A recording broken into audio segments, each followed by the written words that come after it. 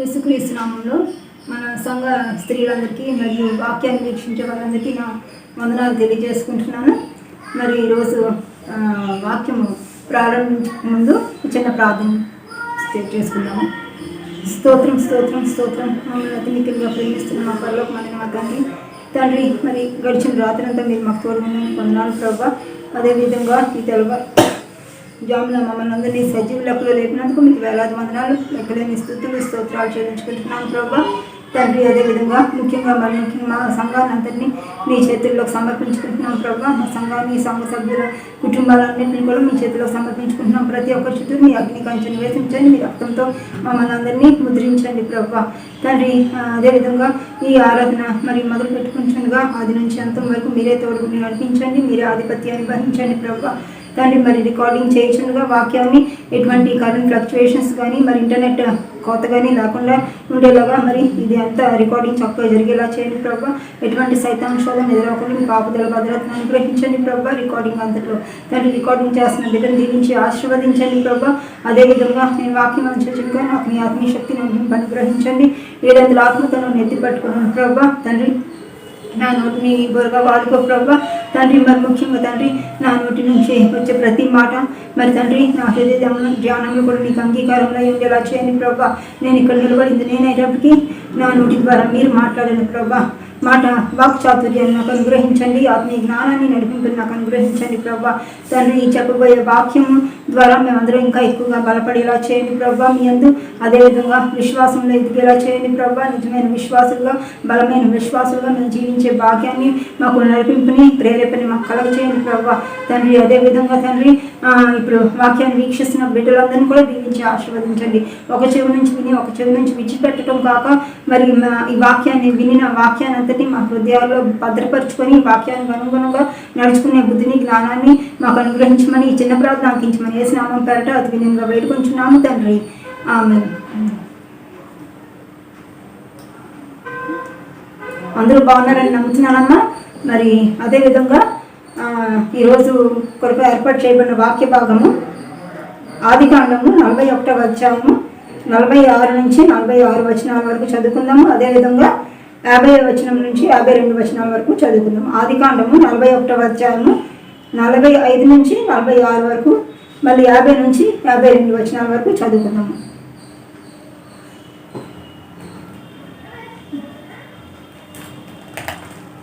మరియు ఫరో యోసేపునకు జప్నత్పానేహు అను పేరు పెట్టి అతనికి ఓని యొక్క యాజకుడైన పొతీఫెర కుమార్తెయగు ఆసెనతు ఇచ్చి పెళ్లి చేసెను.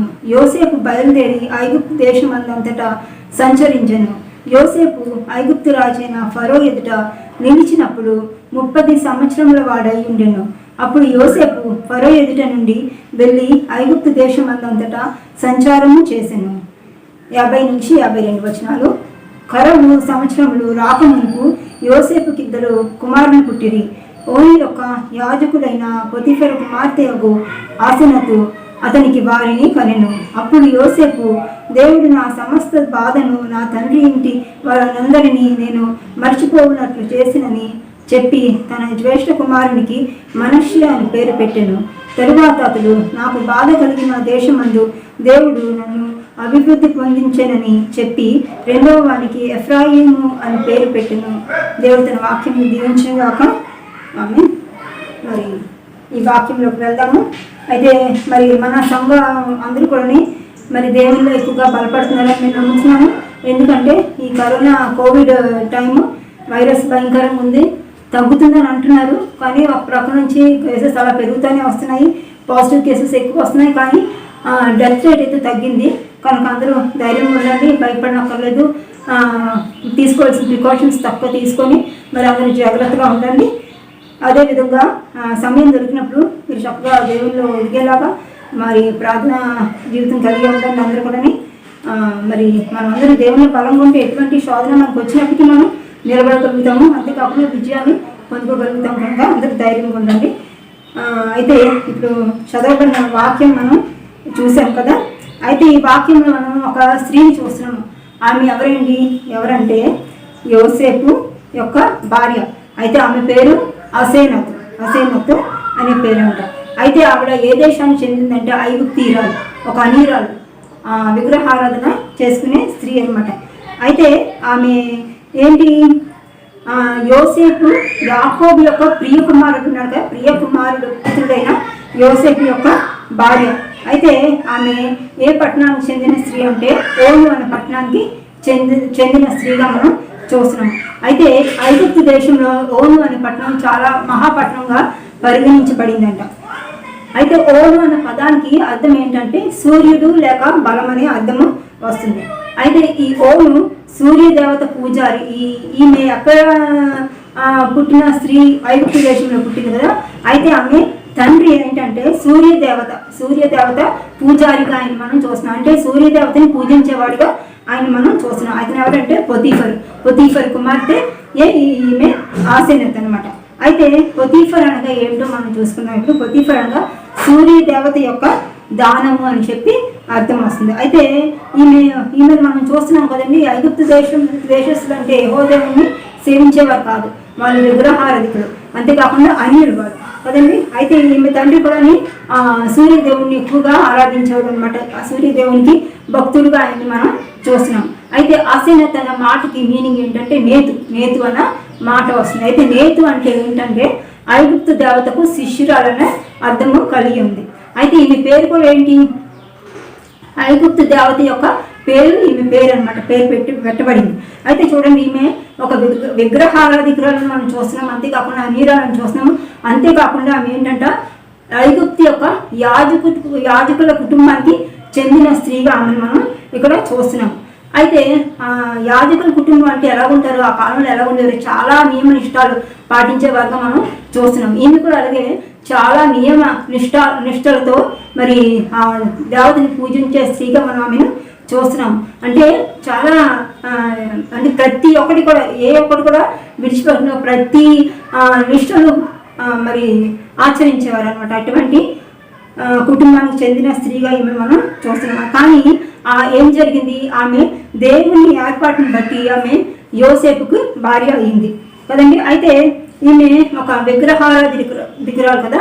అయితే అయినప్పటికీ కూడా ఈమె జీవం గల యెహోవా చేత నడిపించబడిన యోసేపుకి భార్యగా మనం ఇక్కడ ఆమెను చూస్తున్నాం. అంతేకాక ఆత్మీయంగా ఉన్నత స్థితిలో ఉన్న స్థానానికి ఎదిగిన వ్యక్తికి భార్యగా కూడా ఈమెను మనం ఇక్కడ చూస్తున్నాం. అంతేకాకుండా చరిత్రలోనే మరుపురాని మహిళగా ఈమె నిలిచిపోయి ఉన్నది. అయితే మనం ఈమె ఏ విధంగా జీవించిందో ఆమె కొరకు 3 విషయాలు మనం ధ్యానించుకుందాం. అవి ఏమిటంటే ఫలించే కొమ్మకు అంటుగట్టబడిన రెమ్మ, మళ్ళీ అదేవిధంగా మనష్య అనుభవం అందించిన ఆసెనత్, మళ్ళీ అదేవిధంగా ఎఫ్రాయిము అనుభవం అందించిన ఆసెనత్తుగా మనం ఈమెను చూస్తాం. అయితే మొట్టమొదటిది ఏంటి, ఫలించే కొమ్మకు అంటుగట్టబడిన రెమ్మగా ఈమెను మనం చూస్తున్నాం కదండి. అయితే ఆదికాండము 41 నుంచి 45 వచనాల్లో మనం చూసుకున్నట్లయితే ఈ విషయాన్ని మనం అందులో చదవవచ్చు. అయితే చూడండి, యోసేపు అనగా ఏమిటి, యోసేపు కదా మెయిన్, ఈమె ఎవరు, యోసేపుకు భార్య కదా. అయితే యోసేపు అన్న పేరుకి అర్థం ఏంటంట ఫలించేడు కొమ్మ అనమాట. అయితే ఫలించేడు కొమ్మకు ఈమె రెమ్మగా అంటుగట్టబడింది అనమాట కదండి. సో యోసేపు తాను అత్యధికంగా కదా ప్రేమించిన భార్య అయిన యాకోబు, తను అత్యధికంగా అంటే యోసేపు తండ్రి అయిన యాకోబు ఎక్కువగా ప్రేమించిన భార్య ఎవరు, రాహేల్ కదా, లేయా చెల్లెలు రాహేల్ అయితే రాహేల్ యొక్క పెద్ద కుమారుడే ఈ యోసేపు అనమాట. అయితే రాహేల్ ఎంతగానో తను గొర్రాలుగా ఉన్నది కదా చాలా కాలం. అయితే గొర్రాలుగా ఉండి తను దేవుని దగ్గర ఎంతో విన్నపం చేసుకుంది, ఎంతో విజ్ఞాపన చేసి ప్రార్థించింది. ఆ ప్రార్థన ఫలితంగానే ఈ యోసేపు పుట్టాడనమాట ఆమెకి. అయితే జీవం దేవునిలోకి యోసేపు ద్వారా ఆమె రాహేలు నిరీక్షణ ఉంచుకోగలిగింది అనమాట. అంటే అతను పుట్టడం ద్వారానే ఆమె దేవుని ఎక్కువ నిరీక్షణ కలిగి ఉన్నది. అయితే మనందరికీ తెలుసు కదా, యోసేపు చిన్నతనం నుంచి కూడా, అంటే అతను పుట్టుక నుంచి కూడా తండ్రి ఎక్కువగా ప్రేమించిన కుమారుడు కదండి. కుమారుడు అయితే ఏమైంది, అన్నలందరూ ఒకరిని ఎక్కువగా చూసి ఒకరిని తక్కువగా చూస్తే ఏ ఫ్యామిలీలో నా పిల్లలు ఏంటంటే చిన్నపిల్లలు మరి ముఖ్యంగా ఏంటి మా మమ్మీ డాడీ వాళ్ళనే చూస్తున్నారు, నన్ను ఎక్కువగా ఇచ్చేట్లు ప్రేమించట్లేదన్న ఫీలింగ్ వస్తుంది చిన్నపిల్లలకి కదండి. ఇప్పుడు పిల్లలు కూడా పుట్టినప్పుడు ఒకే ఏజ్ పిల్లలు అంటే దగ్గర దగ్గర పుడితే ఎలా ఉంటుంది, వాళ్ళ ఏజ్ కన్నా కొంచెం ఎక్కువ 1 year 2 years ఉన్నా కూడా పిల్లలు ఏంటి ఫీల్ అయిపోతూ ఉంటారు. చంటి పిల్లలు ఎవరైనా కొత్తగా ఇంట్లోని నూతనంగా ఇంకొక బిడ్డ జన్మించింది అనుకోండి, పసిబిడ్డ మీద తల్లికి ఎక్కువ మమకారం ఉంటుంది. అంటే ఏంటంటే కేర్ ఎక్కువ ఉంటుంది. ఎందుకంటే అది ఎలాగా ఆల్రెడీ ముందు బిడ్డలు జన్మించేసి వాళ్ళకి చూసుకోవాల్సిన బాధ్యత అంతా మనం చూస్తూ ఉంటున్నాం.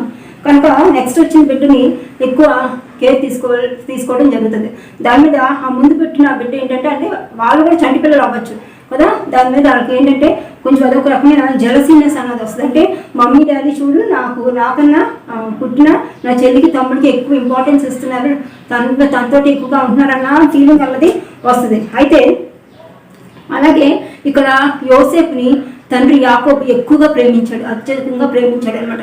ప్రేమించినందుకు వాళ్ళ అన్నలందరికీ చాలా అసూయ కలిగింది యోసేపు మీద కదా. అంటే యోసేపు కొరకు తండ్రి మరి సెపరేట్గా ఒక అంగీని కూడా ఇచ్చాడు, ప్రజెంట్ చేశాడు. కనుక ఆ అంగీ రంగురంగుల అంగీ అయితే యోసేపు వేసుకునేవాడు, మిగతా వాళ్ళు ఎవరు కూడా వేసుకునేవారు కాదు.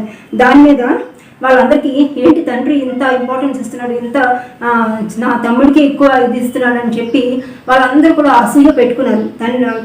తమ్ముడి మీద అసూయ, యోసేపు మీద ద్వేషం పెంచేసుకున్నారు అనమాట. చిన్నప్పటి నుంచి చిన్నతనం నుంచి కూడా వాళ్ళందరూ అన్నలందరి చేత ద్వేషించబడ్డవాడే ఈ యోసేపు అనమాట. అయితే అన్నలు ఏం చేశారు, ఎలాగన్నా ఇతన్ని తండ్రికి దూరం చేయాలనుకున్నారు అనమాట. అనుకొని ఏం చేశారు, వీళ్ళు పశువులను తీసుకొని వెళ్ళేవారు కదా మేతకి, అదే విధంగా తన తమ్ముడిని తీసుకొని వెళ్ళారు, యోసేపుని తీసుకొని వెళ్ళారు అనమాట. అన్నలందరినీ ఎక్కడికి, ఐగుప్తుకు వెళ్ళారు. వెళ్ళినప్పుడు అక్కడ మిద్యానీ వ్యాపారులు అక్కడికి వచ్చారనమాట. ఆ దారి అనమాట పోతుంటే వాళ్ళు కనిపించారు మిద్యానీయులు. అంటే ఏంటంటే వర్తకులు అనమాట, వ్యాపారవేత్తలు వచ్చారు అక్కడికి. వచ్చినప్పుడు వీళ్ళు ఏం చేశారు, వాళ్ళ తమ్ముడిని వాళ్ళకి అమ్మేశారు కదా. అమ్మేశారు. అయితే ఎంత కమ్మారంట, 20 తులముల వెండికి అమ్మేశారు తమ్ముడిని. చూసారా, అమ్మేశాక అప్పుడు ఏమైంది, వాళ్ళ దారిని వాళ్ళు వెళ్ళిపోయారు. అయితే అమ్మేసిన తర్వాత ఈ మిద్యానీ వర్తకులు ఏం చేశారంట, యోసేపును ఫరో రాజు దగ్గర పనిచేసే ఒక సంరక్షక సేనాధిపతికి అమ్మేశారు ఇతన్ని అనమాట. యోసేపుని అక్కడికి అమ్మేశారు. అయితే అతను ఎవరు కొనుక్కున్నాడంట, పొతీఫర్ అనే వ్యక్తి కొనుక్కున్నాడు. అతను అక్కడ రాజుకి సంరక్షక సేనాధిపతి అనమాట. అది మనం ఆదికాండం 37వ అధ్యాయము నుండి 28 నుంచి 36 వచనాల్లో మనం చూడవచ్చు. ఆదికాండం 37, 28 నుంచి 36 వచనాల్లో మనం చూడవచ్చు. అయితే ఐగుప్తులని ఆయన ఎలా పెరిగాడంట, ఐగుప్తీలు ఇశ్రాయేలీయులను కొనుక్కున్నారంటే వాళ్ళు బానిసలుగానే అక్కడ జీవించవలసి అవుతుంది కదా. అయితే ఈ యోసేపు కూడా అలాగే బానిస బ్రతికి అక్కడ జీవించాడు అనమాట. ఎందుకంటే ఈ సేనాధిపతి కొనుక్కున్నాడు కదా, అతని ఇంట్లో పనిచేసేవాడుగానే కొనుక్కుంటాడు, కానీ అతనికి అధికారిగా ఎప్పుడు కూడా వాళ్ళు తీసుకోరు. అయితే ఒక బానిసకు బ్రతుకు అక్కడ జీవిస్తూ వచ్చాడనమాట. అయితే కానీ బానిస బ్రతుకు ఒక అన్య దేశంలో అతను జీవిస్తున్నప్పటికీ కూడా దేవునికి ఎంతో నమ్మకంగా జీవించాడంట. అంటే అక్కడికి వెళ్ళిపోయి అక్కడ అందరూ కూడా అన్ని దేవతలు పూజించేవారే అక్కడ ఉంటారు. అయినప్పుడు వాళ్ళందరూ వేరే దేవతను పూజిస్తున్నప్పటికీ కూడా ఇతను మాత్రం తన తండ్రి యెహోవా దేవుని పూజించేవాడుగానే అతను అక్కడ జీవించడం, ఎంతో నమ్మకంగా కూడా జీవించాడు అనమాట యెహోవా దేవుడికి. అయితే ఇతను చాలా అందంగా ఉండేవాడు, మనిషి చక్కగా రూపురేఖలు బాగుండేవి. కనుక అక్కడ ఎవరైతే అతను ఏ అధికారి దగ్గర అయితే ఉంటున్నాడో, ఎవరి దగ్గర అయితే పనిచేస్తున్నాడో, ఆ పొతీఫర్ భార్య ఏం చేసింది, ఇతని మీద కన్నేసింది అనమాట. అతను ఎలాగైనా చెడగొట్టాలి అని చెప్పి అతను బ్రతుకు నాశనం చేయాలన్నా ఇది ఆమె పెట్టుకుంది అనమాట. పెట్టుకొని అతన్ని చెడు కార్యానికి ప్రేరేపించిందంట. ప్రేరేపిస్తే అతను ఏం చేశాడు, దేవుడు అంటే చాలా భయం కలిగిన వాడు కదా, నిజ దేవుని ఆరాధిస్తున్నవాడు కనుక వెంటనే అతను ఏం చేశాడు, ఆమె పనికి ఆమె ప్రేరేపిస్తున్నా కూడా అతను ఏం చేశాడు, అంగీకరించలేదు ఆమె పనికి అనమాట. అయితే అతను ఏమన్నాడంటే వెంటనే, నేను ఎట్లు ఇంత ఘోరమైన దుష్కార్యము చేసి దేవునికి విరోధముగా పాపము కట్టుకుందునని అతను ఆమెతో అన్నాడంట. ఇది ఆదికాండం 39వ అధ్యాయము 9వ వచనంలో చూస్తాము.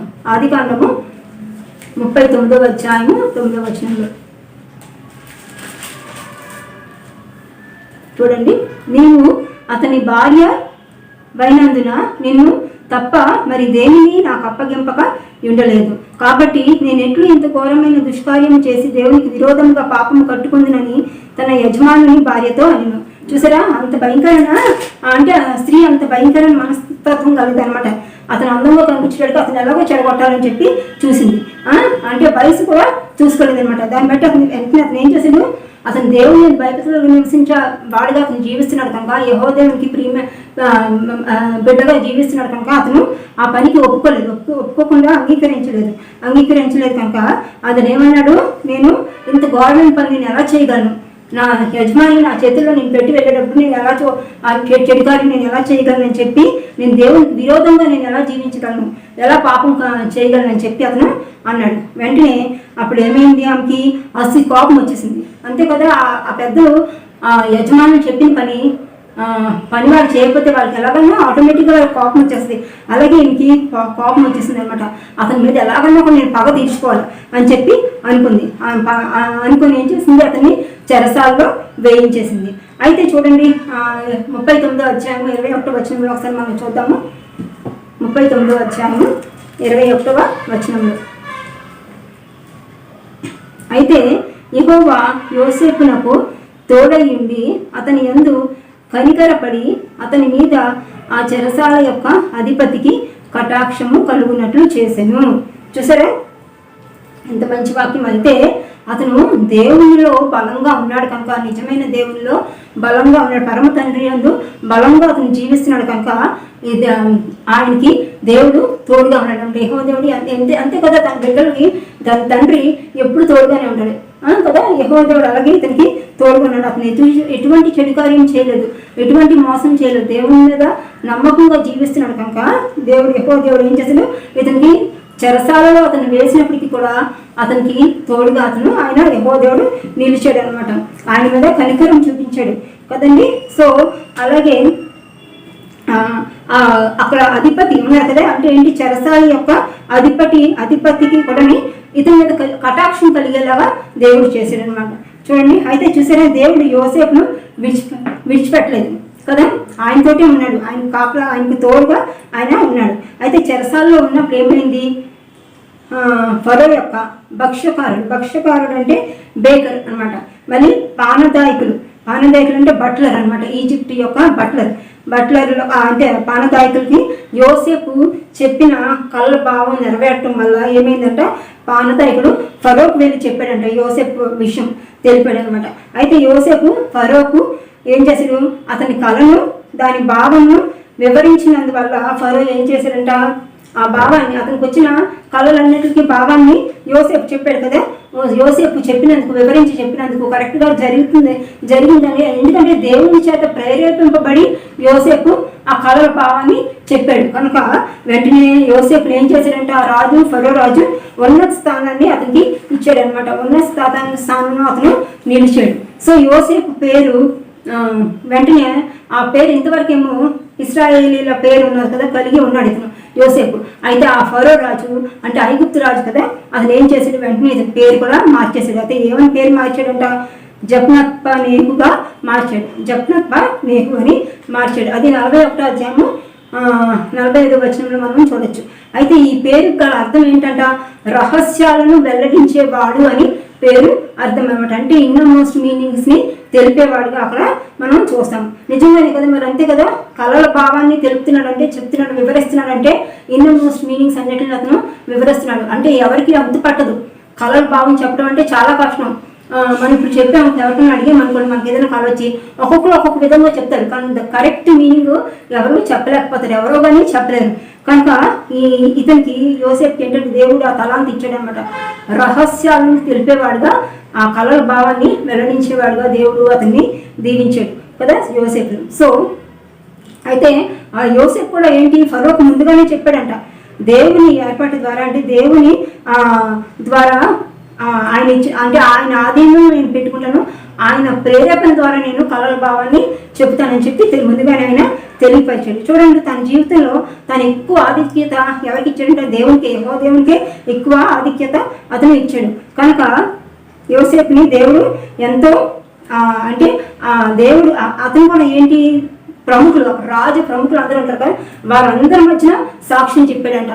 దేవుడి ద్వారా ప్రేరేపణ ద్వారా నేను కళల భావాన్ని చెప్పగలుగుతున్నానని చెప్పి అందరి ముందు సాక్ష్యం ఇచ్చాడు. సో అప్పుడు ఫరో ఏం చేశాడు, అసైనత్ ఉంది కదా, అసైనత్ అంటే ఈ అమ్మాయి ఎవరు, పొతిఫర్ కుమార్తెని యోసేపుకి ఇచ్చి వివాహం చేశాడు. ఈ విధంగా అసైనత్ ఏమైంది, దేవుని వలన ఆశీర్వదింపబడింది. అంటే యెహోవా ఆమె ఒక అన్యురాలైనప్పటికీ, అన్య దేవతను పూజించే స్త్రీ అయినప్పటికీ కూడా, అన్యుల కుటుంబంలో పెరిగిన స్త్రీ అయినప్పటికీ కూడా యెహోవా దేవుణ్ణి ఆరాధించే వ్యక్తికి భార్య అయిందనమాట. ఇన్ని కదా, అదే అంటే ఏంటి, ఫలించే కొమ్మ అయినా ఫలించేడు కొమ్మ ఎవరు, యోసేపు. అయితే ఫలించేడు కొమ్మ యొక్క రెమ్మగా ఆమె ఆశీర్వదించబడింది అనమాట. నిజంగా అది ఎంత ఉన్నత స్థితి కదండి, ఉన్నత స్థానంలో ఆమె ఉన్నట్టే ఎంతగానో ఆశీర్వదింపబడింది. ఎందుకంటే అన్యుల్ని ఎక్కువగా పెళ్లి చేసుకునేవారు కాదు. కానీ ఇప్పుడైనా కూడా క్రిస్టియన్స్ ఈ మధ్యన అయితే ఎక్కువ పెరిగిపోయాయి. కానీ లేకపోతే ఒకప్పుడైతే క్రిస్టియన్స్ ఎవరు కూడా హిందూస్ని వివాహం చేసుకునేవారు కాదు. కానీ ఇప్పుడు ఎక్కువ అవి మారిపోయింది, జనరేషన్స్ మారిపోతున్నాయి, అన్నీ మారిపోతున్నాయి కనుక అక్కడ ఇక్కడ అలాగా అయిపోతుంది కదండి. అయితే ఆ సమయంలోని ఆమె ఎంతగానో దీవించబడింది, ఆశీర్వదింపబడింది. దేవుని కుమారునికి అంటే యెహోవా దేవుని సంతానంలో ఆయన బిడ్డలు, ఆయన దీంట్లో జనాంగంలో ఈమె కూడా ఒకటిగా అయ్యిందనమాట కదా. యోసేపు అంటే అది కూడా వివాహం ఎలా జరిగింది, యోసేపు ఇష్టం ద్వారా వివాహం జరగలేదు, దేవుని ఇష్టపూర్వకంగా ఈ వివాహం జరగబడింది అనమాట కదండి. కనుకనే అతని ఓటమి అయితే చూడండి, ఇతను ఎన్ని కష్టాలు అనుభవించినప్పటికీ కూడా యోసేపు ఓటమిని ఎంత భయంకరంగా రుచి చూసిన మరణం వరకు వెళ్ళాడు కదండి. అన్నతమ్ములు ఏం చేశారు, అందరూ చంపేయాలని చూశారు, మరణం వరకు వెళ్ళాడు. ఎక్కడికో ఎవరికో అమ్మేశారు. బానిస బ్రతుకు అంటే చాలా భయంకరమైన బ్రతుకు, అంటే చావుతో సమానమే. అక్కడ ఉంటే ఎంత భయంకరంగా నరకయాతన అనుభవించవలసి అవుతుంది బానిస బ్రతుకులో. అయితే అటువంటి భయంకరమైన జీవితంలో కూడా అతను జీవితాన్ని పొందుకోగలిగాడు అంటే యోసేపు. కనుక అటువంటి వ్యక్తికి వేరే దేశస్తులు ఇంకొక దేశంలో వెళ్ళి స్థిరపడి అక్కడ ఆధిక్యత సంపాదించుకున్నాడు, మంచి పొజిషన్లో ఉన్నాడు. అటువంటి వ్యక్తికి ఈమె భార్యగా అయినందుకు ఎంతగానో అంటే ధన్యురాలైంది, ఎంతో గొప్పగా ఆమె మంచి స్థితిలో ఉండగలిగింది అనమాట. సో అంటే దేవుని చేత ఆశీర్వదింపబడిన కుటుంబంలో ఆమె ఒకటిగా అయింది కదండి. దేవుని ఏర్పాటు ద్వారా ఆమె అతనికి భార్యగా అయినట్లు మనం కూడా చూస్తున్నాం. సో అదేవిధంగా రెండవది ఏంటి, మనష్య అనుభవం అందించిన ఆసీనత అని చూస్తున్నాం కదండి. అయితే చూడండి, ఇక్కడ ఐగుప్తులో ఏంటి, చాలా కరువు వచ్చేసింది కదండి. కరువు వచ్చిన సంవత్సరాలు ప్రారంభమయ్యాయి. కరువు వచ్చిన సంవత్సరాలు ఎప్పుడైతే ప్రారంభం కాకముందే యోసేపుకు 2 కుమారులు జన్మించారు ఈమె ద్వారా. అయితే ఆ కుమారులు ఇద్దరు ఏంటి, పెద్ద కుమారుడి పేరేమో మనష్య అని పేరు పెట్టాడు. అలాగే చిన్న కుమారుడికి ఏమో ఎఫ్రాయిం అన్న పేరు పెట్టాడు అనమాట. అయితే మనష్య అనగా ఏంటి, మర్చిపోవుట అని అర్థము వస్తుంది. అయితే యోసేపు తన దుఃఖాన్ని అంతటినీ మర్చిపోయాడు కదా. నిజంగానే ఆ వివాహం జరిగిన తర్వాత అక్కడికి వెళ్ళక ముందు ఒకప్పుడు ఎంత భయంకరమైన బాధలు ఇబ్బందులు అతను ఎదుర్కొన్నప్పటికీ కూడా ఆ తర్వాత మంచి ఆధిక్యత అక్కడ సంపాదించుకున్నాడు. రాజు ద్వారా మరి హెచ్చింపబడ్డాడు. రాజు ఎంతగానంటే అతన్ని మంచి ఉన్న స్థితిలో పెట్టాడు, అతని కళలు బాగా చెప్పినాక కదండి. సో అతను ఆ వివాహం ద్వారా అవన్నీ మర్చిపోగలంటే మనష్య పుట్టడంతో అన్నీ మర్చిపోగలిగాడు అనమాట. యోసేపు తన దుఃఖాన్ని అంతటినీ మర్చిపోయాడు.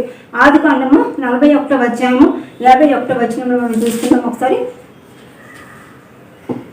51వ వచనం, అప్పుడు యోసేపు, దేవుడు నా సమస్త బాధను నా తండ్రి ఇంటి వారిని అందరినీ నేను మర్చిపోవునట్లు చేసిందని చెప్పి తన జ్యేష్ఠ కుమారునికి మనష్యను పేరు పెట్టాను. చూసారా, అంటే ఏంటి, ఆయన యోసేపు తన ఇంటి వారిని అందరినీ మర్చిపోయేలాగా జరిగిందనమాట. ఇంటి వారు అందరూ మర్చిపోయారు, తన దేశాన్ని అంతటినీ మర్చిపోయేలా మరుపు తెచ్చాడు అన్నమాట దేవుడు కదా. అయితే తను ఐగుప్తులో గడిపిన, అంతేకాకుండా ఐగుప్తులో గడిపిన బానిస బ్రతుకంతటిని కూడా మర్చిపోయాడు. మళ్ళీ పొతీఫర్ భార్య వల్ల పొందిన నిందని, అవమానాన్ని అంతటినీ, జైలు జీవితాన్ని, ఇవన్నీ కూడా ఎంతో భయంకరమైన చేదు జ్ఞాపకాలు కదండి ఇవన్నీ. అయినప్పటికీ కూడా ఆసేనతు సహచర్యంలోని ఆమెను భార్యగా పొందుకున్న తర్వాత ఇవన్నిటిని కూడా అతను మర్చిపోగలిగాడు. భార్య వలన దుఃఖ నివారణ కలిగిన వాడుగా అతను మనం ఇక్కడ చూస్తాం. కనుక భార్య భర్తను ఎప్పుడు కూడా ఆమె సాటి అయిన సహకారిగానే ఆమె ఉన్నదనమాట. ఆదికాండం 2వ అధ్యాయము 18వ వచనం చూద్దాం ఒకసారి. 2వ అధ్యాయము 18వ వచనం,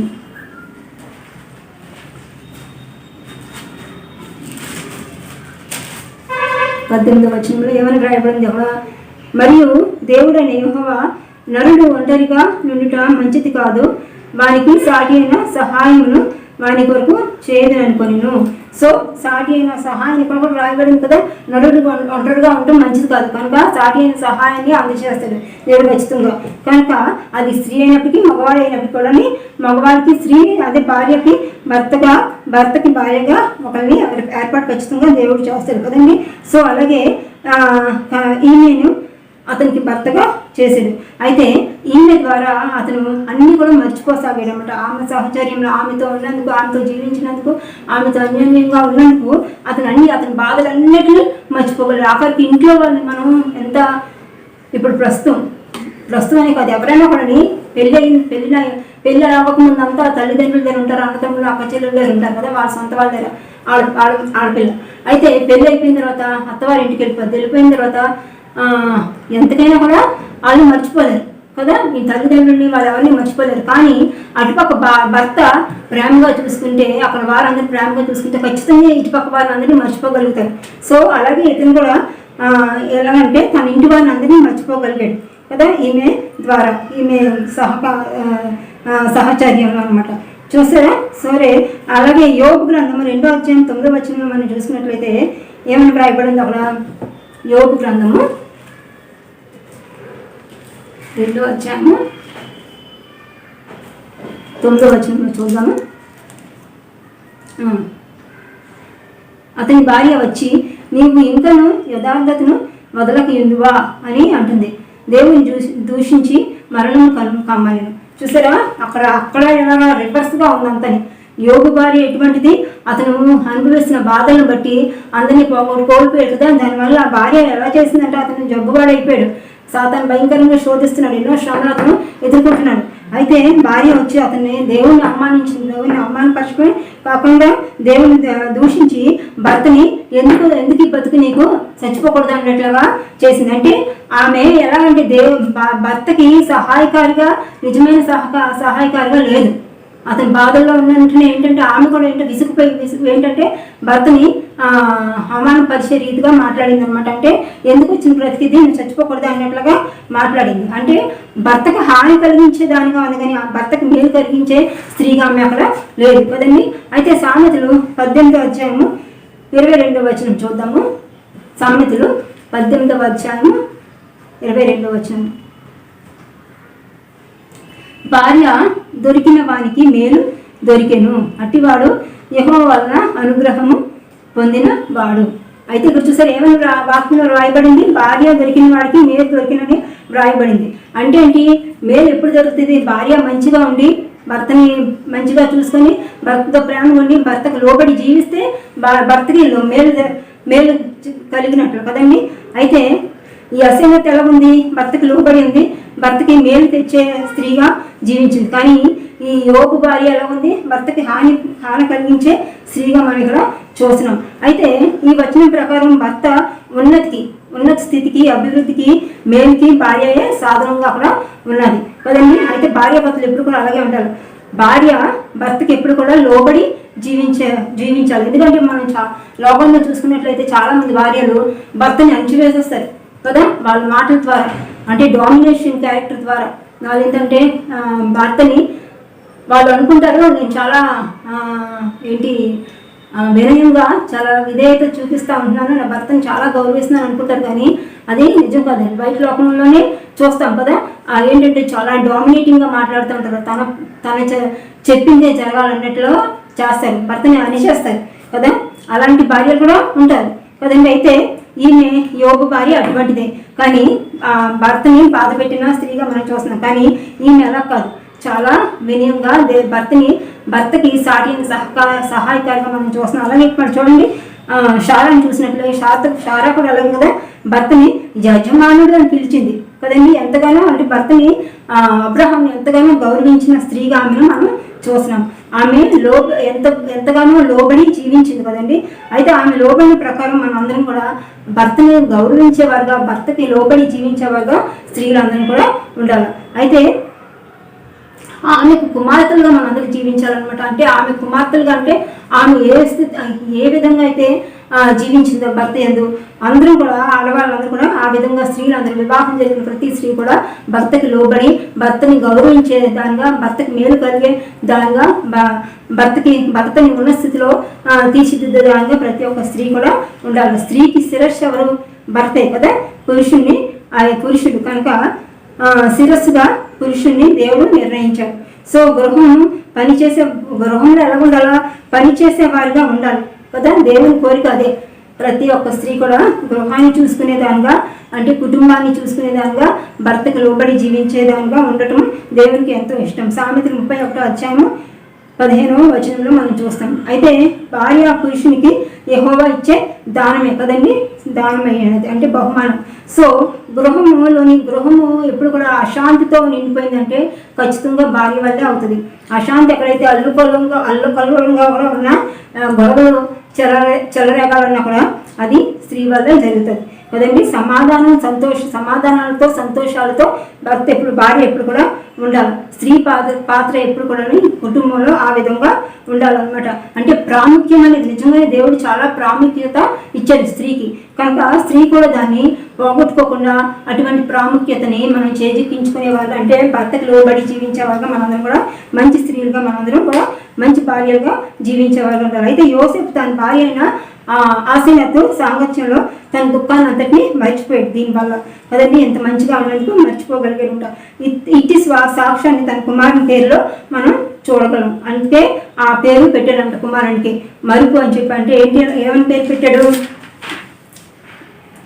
మనష్య అని పేరు పెట్టాడు కదా, అంటే మర్చిపోవడాన్ని పేరు పెట్టాడు. తనకు కలిగిన బాధలన్నింటినీ, అవమానాలన్నింటినీ, బానిస బ్రతుకంతటిని, మరి కుటుంబాన్నంతటినీ, వెనకతలో ఉన్న తల్లిదండ్రులని, మళ్ళీ అన్నదమ్ములు అందరినీ మర్చిపోయే స్థితికి అంటే అంత ప్రేమగా ఆమె ఉన్నదని లోబడి ఉన్నది కనుక అంతటిని మర్చిపోయేలాగా చేశాడు. ఆయన చేసిన కనుక కుమారుడికి ఆ పేరు మనష్య అనే పేరు పెట్టాడు కదండి. అయితే అదేవిధంగా ఎఫ్రాయిము అనుభవం అందించిన ఆశనేతగా ఆదికాండం 41:41 వచనంలో మనం చూడవచ్చు.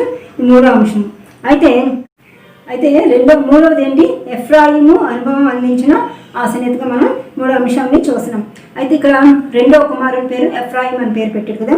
ఎఫ్రాయిము అంటే ఏంటంటే అభివృద్ధి అని అర్థం అనమాట. అది ఆదికాండం 41:52 వచనంలో మనం చూడవచ్చు. ఆదికాండము 41:52 వచనంలో మనం చూస్తాం. ఏంటది? తరువాత అతడు, నాకు బాధ కలిగిన దేశమందు దేవుడు నన్ను అభివృద్ధి పొందించానని చెప్పి 2వ వానికి ఎఫ్రాయిము అను పేరు పెట్టాను అని వ్రాయబడి ఉంది కదా. సో బాధ కలిగించిన దేశంలో అతను జన్మించాడు. అయితే జన్మించినప్పటికి ఏమైంది? చాలా అభివృద్ధిని పొందుకున్నాడు కదా ఇతను. యోసేపు తన కుటుంబం కూడా ఎంతగానో అభివృద్ధి చెందింది కనుక 2వ కుమారునికి ఏమని పేరు పెట్టాడు? ఎఫ్రాయిం అని పేరు పెట్టాడు. అంటే ఎఫ్రాయిం అంటే చాలా అభివృద్ధి పొందినట్లు అనమాట. అభివృద్ధి అనే అర్థం వస్తుంది. సో ఆ పేరు పెట్టబడ్డాడు అనమాట 2వ కుమారుడు. సో ఒక వ్యక్తి ప్రభువులో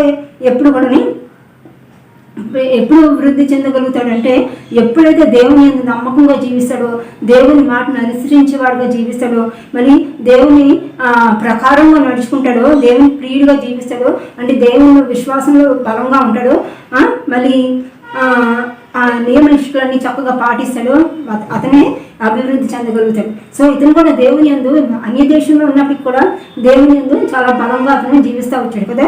కనుక అతను ఎన్ని కష్టాలు ఎదుర్కొన్నప్పుడు కూడా ఎంతో ఉన్నత స్థితిలో అతను ఉంచబడ్డాడు. అంతేకాకుండా అభివృద్ధి కూడా ఎంతగానో చెందుకున్నాడు కదండి. అయితే ప్రభువైన యేసు ఏమని చెప్తున్నాడు చూడండి. మత్తయి సువార్త 6:33 వచనంలో రాయబడింది. మత్తయి సువార్త 6:33 వచనం. కాబట్టి మీరు ఆయన రాజ్యముల నీతిని మొదట వెతుకుడి, అప్పుడు అవన్నీ మీకు అనుగ్రహింపబడును అని చూసారా. అంటే ఏంటి? ముఖ్యంగా ముందు మనం వెతకవలసింది ఏంటి?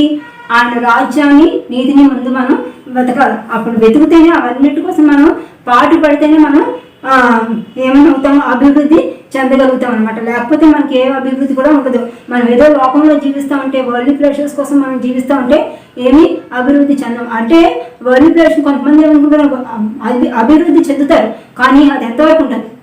నిజంగా దేవుని చేత మనం అభివృద్ధి పరిచినట్లయితే కలకాలం జీవితాంతం మనం సంతోషంగా ఉండగలుగుతాం, మంచి స్థితిలో ఉండగలుగుతాం. అయితే అప్పుడప్పుడు వరల్డ్ ప్లెజర్స్ వరల్డ్ ద్వారా వచ్చినవైతే ఎప్పుడు వచ్చినవి అప్పటికే పోతాయి, అది నిత్యం నిలిచేవి అవ్వవు. సో ఏంటి, దేవునితో సహవాసం కలిగి ఉండి దేవుల్లో బలంగా ఉంటే ఖచ్చితంగా మనం కూడా అభివృద్ధి చెందగలుగుతాం. అలాగే యోహాన్ రాసిన 1వ పత్రిక 1వ అధ్యాయం 7వ వచనంలో మనం చూస్తే ఏమని రాయబడింది అక్కడ చూద్దాము. యోహాను రాసిన 1వ పత్రిక 1వ అధ్యాయం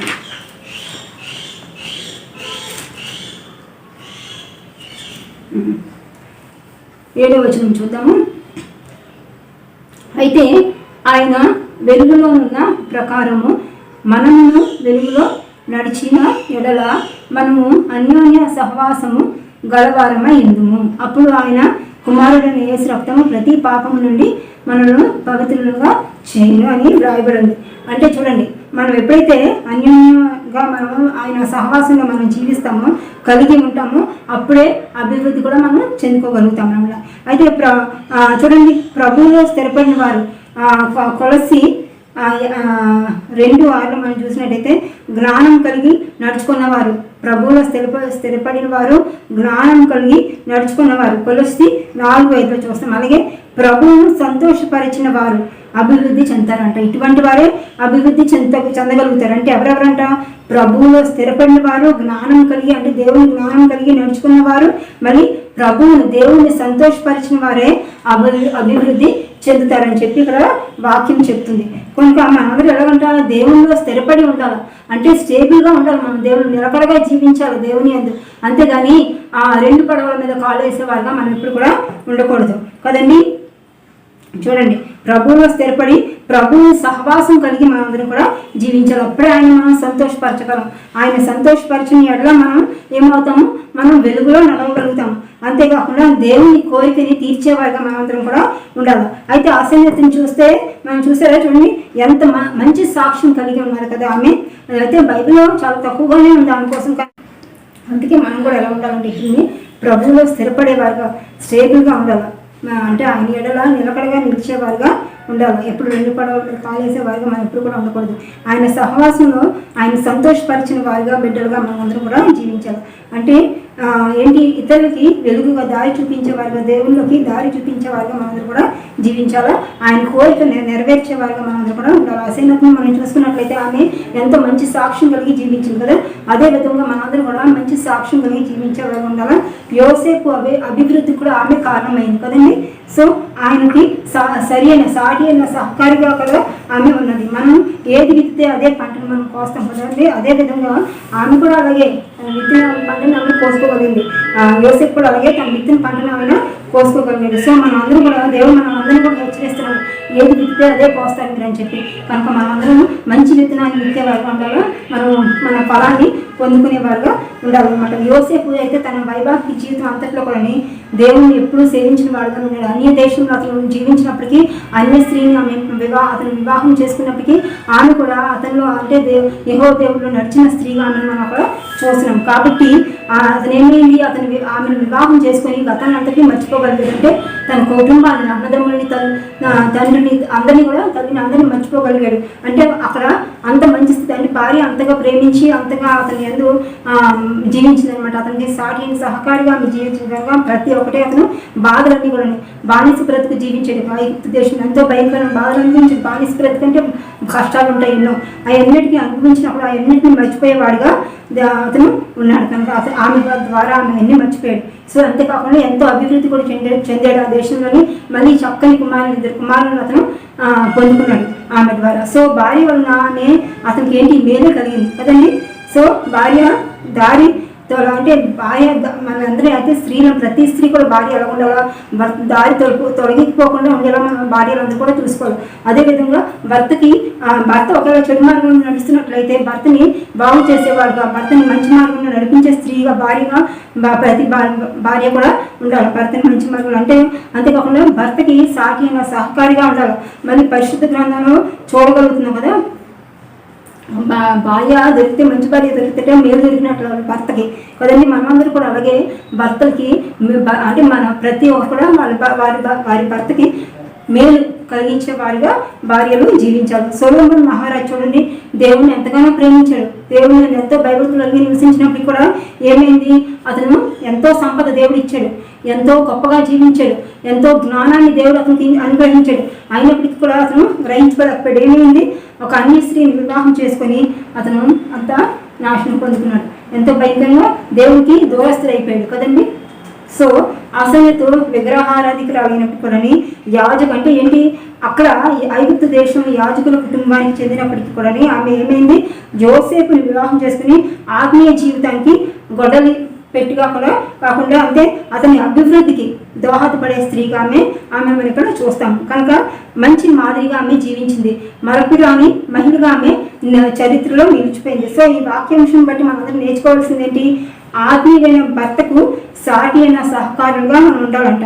అంతేకాకుండా భర్తకు అంటుగట్టబడిన రెమ్మవలే ఉండాలి. ఈ మగ కదా అంటుగట్టబడిన రెమ్మగా ఉన్నది అంటే అతను యోసేపు అన్నమాట. సో భర్తకు సంతోష కారణంగా కూడా ప్రతి భార్య ఉండాలి, జీవించాలి. మళ్ళీ అంతేకాకుండా భర్త అభివృద్ధికి తన వంతు సహకారం చేసేదాకా భార్య ఉండాలంట. సో అదే విధంగా మనందరం కూడా శారాన్ని అనుసరించి మరి ఆసనత అనుసరించి జీవించేవారుగా మనందరం కూడా ఉందాము. దేవుని దీవెన మనందరం పొందుకున్నాం. ఈ చిన్న వాక్యం దేవుడు దీవించిన కాక ఆమె ప్రార్థన చేసుకుందాము.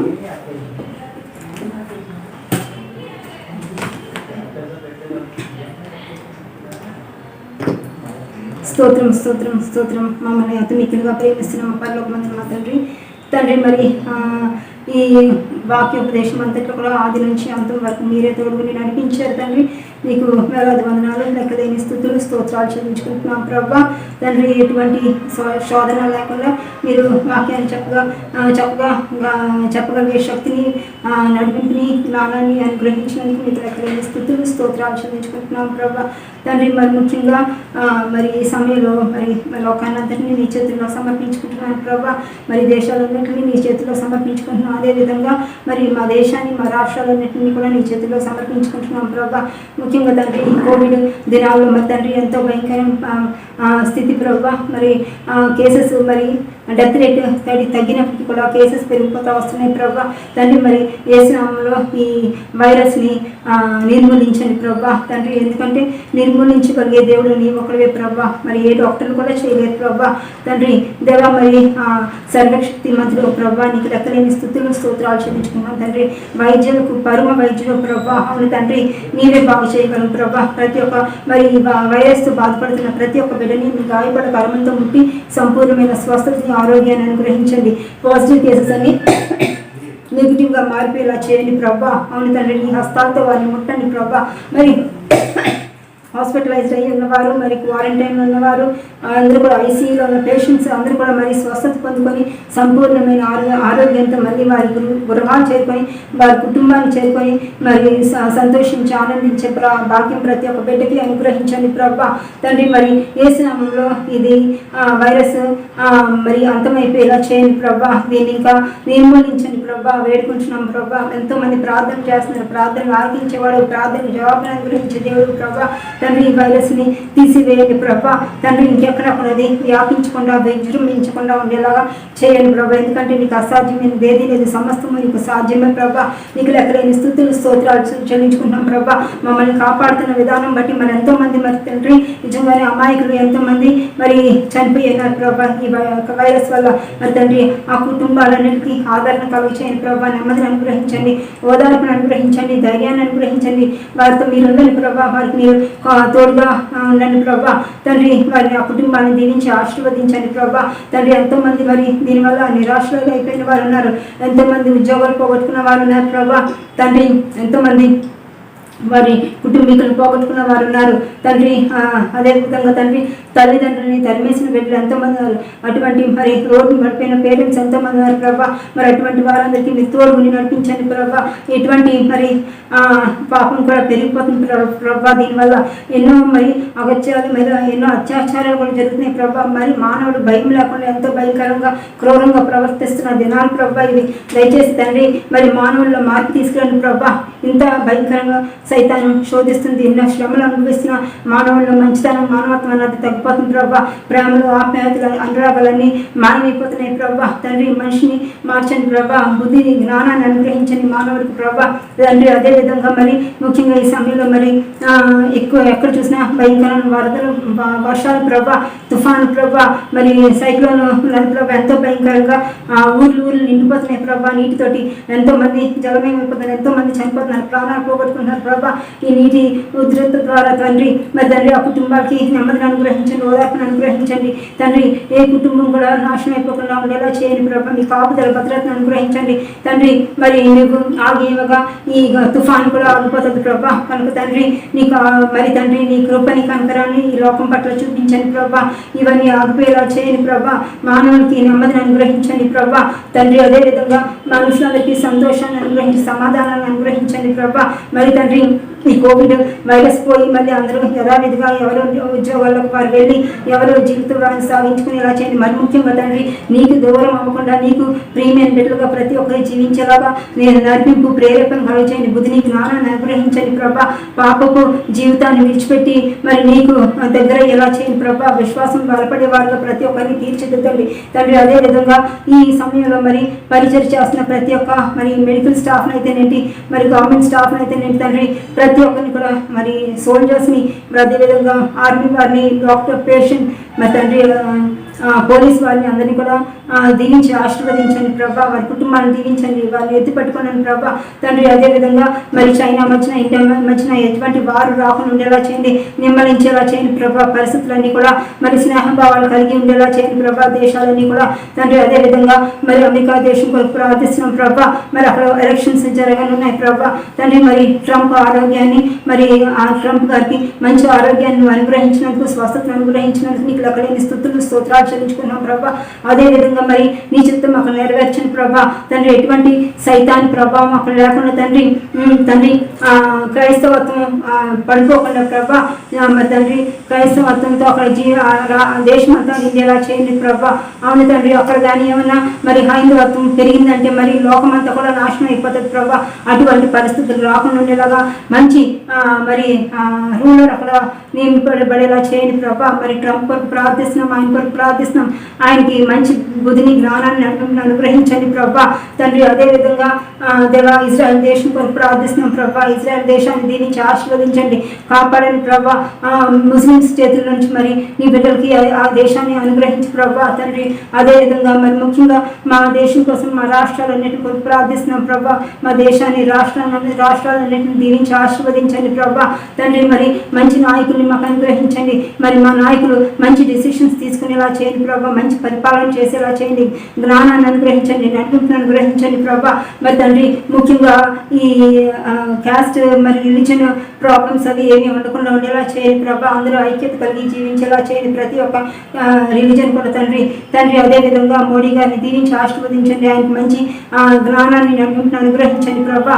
అలాగే మా రాష్ట్ర మరి నాయకులందరినీ కూడా జగన్ గారిని దీవించి ఆశీర్వదించండి ప్రభా. మంచి ఆలోచన ఆయనకి కలుగజేయండి ప్రభా.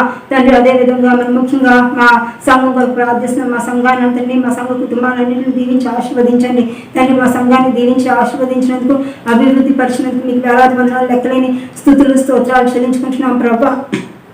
దేవా అదేవిధంగా మా సంఘంలో ఉన్న ప్రతి ఒక్క బిడ్డని పేరు దీవించి ఆశీర్వదించండి.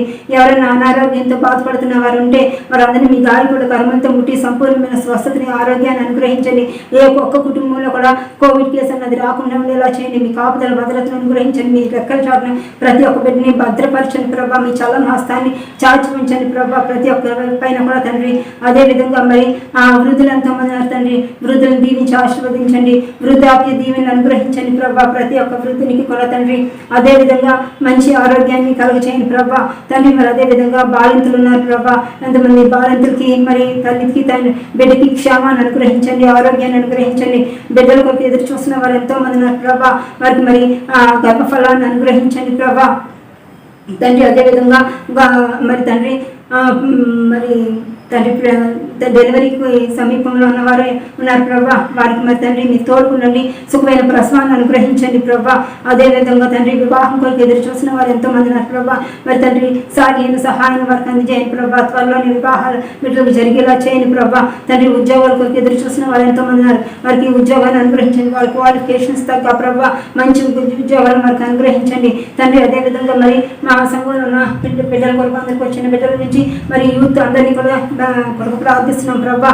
తండ్రి ఈ సమయంలో మరి కాలేజెస్ స్కూల్స్ అయితే జరగట్లేదు ప్రభా, దీనివల్ల తండ్రి మరి వాటి వల్ల ఎటువంటి మరి వాళ్ళ స్టడీస్లో ఎటువంటి ఇబ్బందులు ఎదురవకుండా మరి తండ్రి బిడ్డలకి బద్ధకాలు అన్నవి రాకుండా మరి తండ్రి బిడ్డలందరూ కూడా చదువు మీద శ్రద్ధ పెట్టి చదువు మీద శ్రద్ధతో మరి ముందుకు సాగేలా చేయండి తండ్రి. మరి వారి పాఠాలన్నీ చక్కగా నేర్చుకునే జ్ఞానాన్ని నడిపించిన వారికి అనుగ్రహించండి ప్రభా.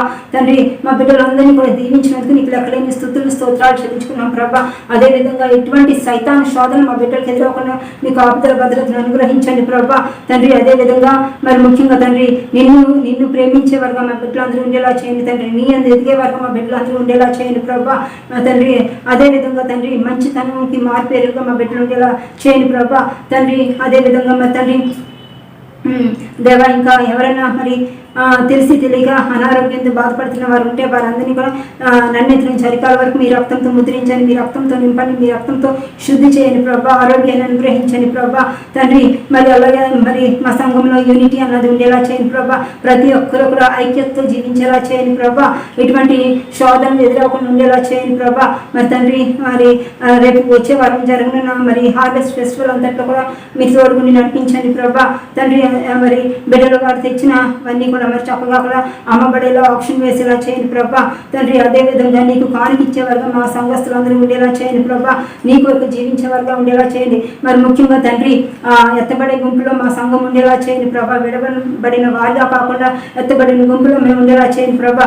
అంతేకాకుండా తండ్రి ప్రార్థనా జీవితాన్ని ప్రతి ఒక్కరికి అనుగ్రహించండి ప్రభా. స్త్రీలు అంటే ప్రార్థన తల్లులుగా ఉండాలి ప్రభా. ఆ విధంగా మా స్త్రీలు అందరూ కూడా ఉండేలా చేయండి ప్రభా. తండ్రి మా సంఘంలో ప్రతి ఒక్కరు కూడా ప్రార్థనకి విలువ తెలిసిన వారుగా ప్రార్థన జీవితం జయ జీవితం సాగించే వారుగా ఉండేలా చేయండి ప్రభా. లోకంలో జీవించే వారుగా కాక దేవునిలో జీవించే వారుగా మా సంఘస్థులు అందరూ ఉండేలా చేయండి ప్రభా. ప్రార్థన ఇంపార్టెన్స్ ఏంటో ప్రతి ఒక్కరు తెలుసుకునేలా చేయండి ప్రభా. సమయం దొరుకుతున్నప్పుడు ప్రార్థించే వారుగా అందరూ ఉండేలా చేయండి ప్రభా. తండ్రి అదేవిధంగా తండ్రి ఈ రికార్డింగ్ అంతట్లో కూడా ఆది నుంచి అంతవరకు మీకు తోడుకుని నడిపిస్తున్నందుకు మీకు లెక్కలేని స్థుతులు స్తోత్రాలు చెల్లించుకున్నాం ప్రభా. తండ్రి అదేవిధంగా మరి కాపర్లు ఎవరెవరైతే ప్రతి ఒక్క కాపరి కుటుంబాన్ని దీవించి ఆశీర్వదించండి, మా కుటుంబాన్ని కూడా దీవించి ఆశీర్వదించండి ప్రభా. తండ్రి మా పరిచర్యలో మీరు తోడుకుండండి, మీ సహాయాన్ని కాపుదలను అనుగ్రహించండి, బలమైన పరిచర్య చేయగలిగే శక్తిని నడిపించి మాకు జ్ఞానాన్ని అనుగ్రహించండి ప్రభా. తండ్రి అదేవిధంగా తండ్రి రికార్డింగ్ చేసిన బిడ్డని తలని కూడా దీవించి ఆశీర్వదించండి ప్రభా. తండ్రి మరి వాక్యం విన్నాం ప్రభా. మేము అసైనట్టుగా మరి జీవించే వారుగా మాకందరికీ నడిపించండి ప్రభా, నేర్పించండి ప్రభా. తండ్రి మరి యోగు భార్యగా కాక మరి సారా కానీ లేకపోతే అసైనట్టుగా మేము జీవించే వారుగా మాకందరికీ నేర్పించండి, నడిపించని అనుగ్రహించండి. ఆత్మీయ జ్ఞానాన్ని మాకందరికీ అనుగ్రహించమని వేడుకుంటున్నాం ప్రభా. అదేవిధంగా వాక్యాన్ని విని మరి మా హృదయాల్లో భద్రపరుచుకుని ఆ వాక్యానికి అనుగుణంగా నడుచుకునే వారుగా మమ్మల్ని అందరినీ తీర్చిదిద్దండి ప్రభా. అదేవిధంగా ఈ దినచర్యలో మీరు మాకు తోడుకుండండి, దీవెనతో మమ్మల్ని అందరినీ నింపండి. సంతోషం, సమాధానం, నెమ్మది, మనశ్శాంతిని మాకు అందరికీ అనుగ్రహించమని ఈ చిన్న ప్రార్థన ఆలకించమని యేసు నామం పేరట అతి వినయంగా వేడుకుంటున్నాము తండ్రి. ఆమేన్.